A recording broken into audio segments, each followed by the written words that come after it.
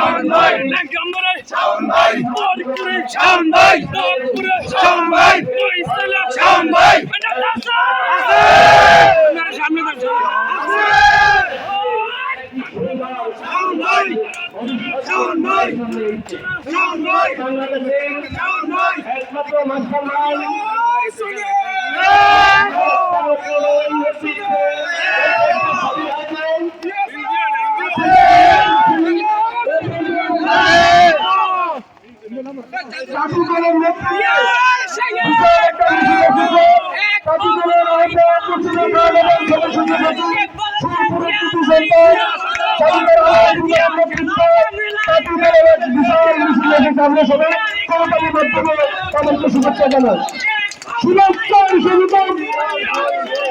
আসছেন বেশি কিছু বলতে চাই না, অনেক লোক আসছেন।